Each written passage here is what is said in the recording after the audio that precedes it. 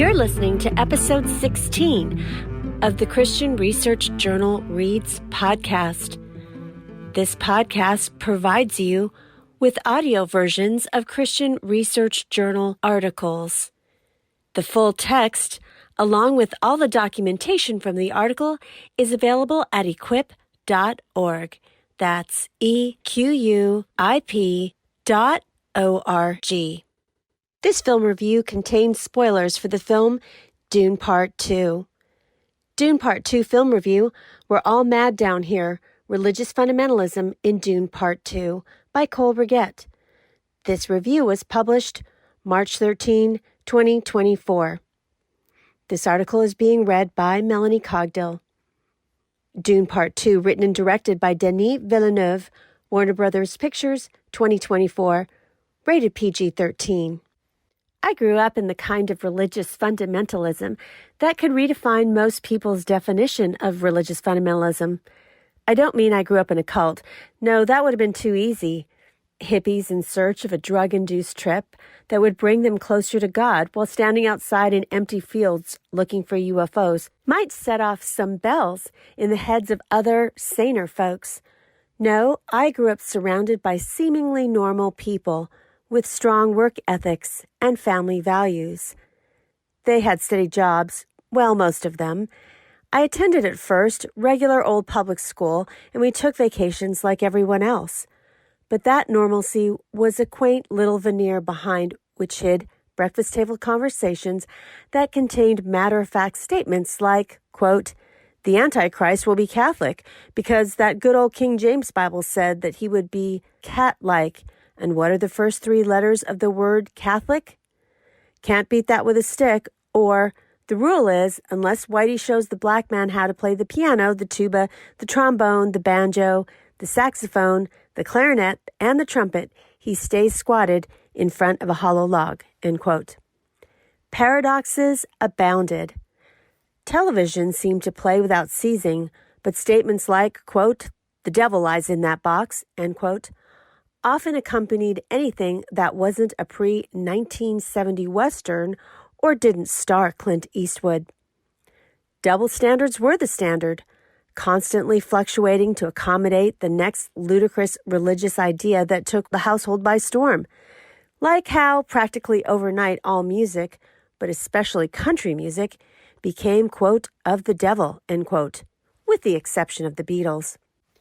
Look, I have an axe to grind here, but I should say up front that I'm a happy fundamentalist. I maintain strong convictions about the most fundamental components of the Christian faith, as I believe the apostles did and encourage the members of the church to do. See 2 Thessalonians 2:15. Yet, I have come to recognize that specific facets of my upbringing, though largely normal, quote, "on the outside," end quote, are curious oddities at best, and tragic lapses of judgment and common sense at worst. Which is why watching Dune Part 2 2024, as the seconds turned into minutes and the minutes dissolved into hours, and there were long panoramic sweeping shots of desert vistas accompanied by shrieking choral arrangements courtesy of Hans Zimmer, I found myself more and more, let's say, perturbed, because anything else would be too strong a word, not so subtle. Dune Part 2 is ultimately a film about religious fundamentalism, and subtlety thy name is not Denis Villeneuve. Most religious critics will pick up on this rather quickly. Brett McCracken over at the Gospel Coalition compared Paul Atreides' story to that of other popular messianic figures to conclude that, quote, "Dune 2 feels like an artifact of a post-Christian age," end quote, which should come as a surprise to absolutely no one who has actually read Frank Herbert's original books. Herbert himself said, quote, "I had this theory that superheroes were disastrous for humans, that even if you postulated an infallible hero, the things this hero set in motion fell into the hands of fallible mortals," end quote. Villeneuve, who directed both Dune Part 2 and its predecessor, said of the story, quote, "It's not a celebration of a savior. It's a criticism of the idea of a savior, of someone that will come and tell another population how to be, what to believe. It's not a condemnation, but a criticism, end quote. So, considering that both Dune 2021 and now the sequel are faithful to Herbert's distinct vision, these films are not so much artifacts of a, quote, post-Christian age, end quote, than they are close adaptations of a particularly secular flavor of religious skepticism from around the mid to late 20th century, one that paints with the most basic of colors containing shockingly few hues. In short, Dune Part 2 sees anything that even remotely resembles religious devotion as being either the manifestation of a chronically oppressed and desperate, that is, brainwashed population, or a mask worn by the puppeteers who pull the strings manipulating said population's convictions to bring about their own ends. Is Paul Atreides, Timothy Chalamet, a legitimate and long prophesied Messiah figure called Lisan al-Gaib? Well, it doesn't really matter in the end. The Fremen, and in particular Stilgard, played by Javier Bardem, believe that he is, providing Lady Jessica, played by Rebecca Ferguson, and the other members of the Bene Gesserit order with a religious conviction to amplify, expand, and manipulate toward their own ends. Religious devotion is here played as fundamentalism. Just count the number of times someone refers to the, quote, fundamentalist groups, end quote, in the film. It's like the film would have us believe that said fundamentalists are an extreme element of the Fremen, splinter groups united by their militant devotion to a prophesied messianic figure. This would make more sense. Yet viewers are never really afforded the opportunity to meet just a regular old follower of the Zen Sunni belief system, the official name for the Fremen religion, based on a blending of the beliefs of the Sunni Islamic branch and the Zen Buddhist ideas. And of course, by film's end, the different Fremen tribes have united under Paul's banner, literally, to exact revenge against House Harkonnen and the Padishah Emperor Shaddam IV, played by Christopher Walken. In other words, if one were to meet Christians in the way that Paul Atreides meets Fremen in Dune and Dune Part 2, then every Christian would have a touch of Ruckmanism to them, borderline militant in their religious devotion, isolationist, and, yes, a little brainwashed to believe things about their faith without necessarily having a strong faith in and of itself. This is the kind of thing I myself had to be rescued from, but stand today as a testament to the fact that one can, in fact, be rescued from it. Not everyone who adheres to a religious idea automatically becomes radicalized in their beliefs and, quote, fundamentalist, end quote, and is not necessarily a, quote, bad word, end quote. Yet Dune Part 2 seems to disagree with that assertion. Now, maybe it seems like I'm reading a little too far here, but the whole point of this story, according to the man who made both films, is, quote, a criticism of the idea of a savior, end quote. If that is the case, then at least the film could do is present some balance to the equation. And no, I don't mean through Chani, played by Zendaya, who sleeps with Paul and flirts with the messianic ideas, but is never taken in by the Fremen's religious fervor. If anything, she seems more atheistic in her outlook on religion than anything else. The call to endure. Once again, this film is nowhere near as subtle as it thinks it is.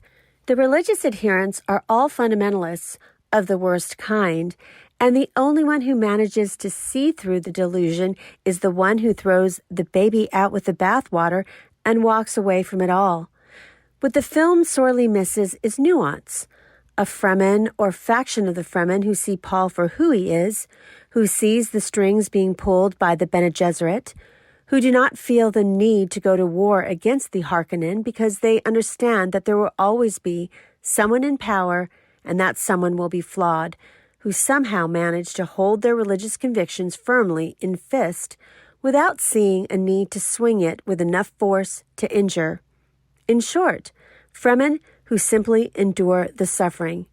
You know, like Paul pleads with Timothy to do in 2 Timothy 4:5, as Peter encourages the Jewish Christians in the diaspora to do in 1 Peter 2:20, as Jesus himself tells his disciples to do, even as he does it himself, John 16:33. But that would not gel with the way the high and holy Herbert views messianic figures or those who follow them. It simply would not do to represent the average person who relies on their religious convictions to get them through each day, who isn't some Bible-thumping stick in the mud who believes that Donald Trump is the fourth person of the Trinity. I know Trump and Herbert are separated by time and space, but the ideas at play can be cross-pollinated. Watching Dune Part 2 felt a bit like listening to that, quote, enlightened, end quote, friend talk about why they know better than you and everyone else about religion, or reading a Reddit post from an overly zealous keyboard warrior who has a couple of degrees in some she-sounding field. Let's go with social cultural anthropology, explaining to all the other peons why religion is ultimately detrimental to society as a whole, in an argument that basically boils down to, quote, if you believe in God, you're stupid and make other people stupid, end quote. But to say it that way sounds, God forbid, offensive to the people they're offending, so they just say it in a more convoluted and pedantic way, using $15 words that even someone with a bachelor's degree has to sound out. Now wait, I hear you say, is it really that bad? Yes, it is, thematically and philosophically. As a film, though, it's pretty good.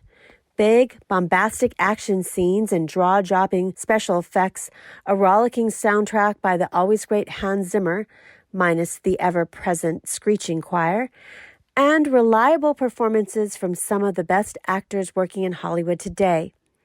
It's thrilling and emotional in the way epics are emotionally resonant, but it understands exactly what kind of story Herbert is set out to tell.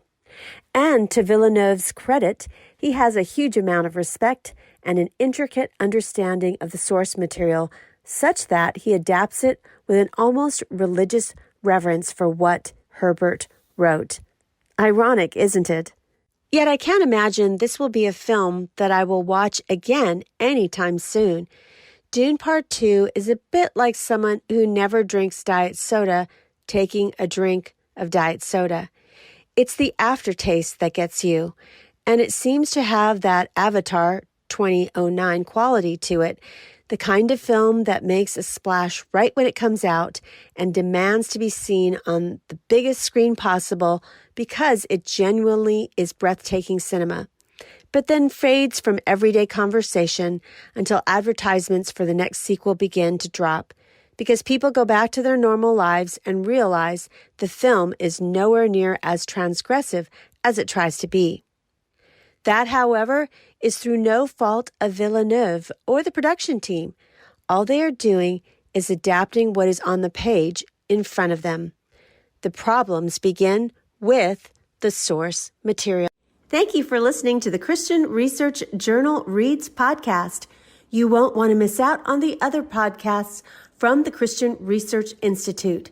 Please subscribe to the Hank Unplugged podcast, where CRI president and host of the Bible Answer Man broadcast, Hank Hanegraaff, takes you out of the studio and into his study to engage in free-flowing, essential Christian conversations on critical issues with some of the most interesting, informative, and inspirational people on the planet. On the Bible Answer Man broadcast, Hank Hanegraaff answers questions from listeners every weekday, and you can catch a Best of the Bible Answer Man on Saturdays. In addition, you won't want to miss out on all new articles and author conversations and interviews on the Postmodern Realities podcast, which features new articles from the Christian Research Journal and conversation with those articles' authors. So please explore our website at equip.org. And thank you for connecting to the Christian Research Institute.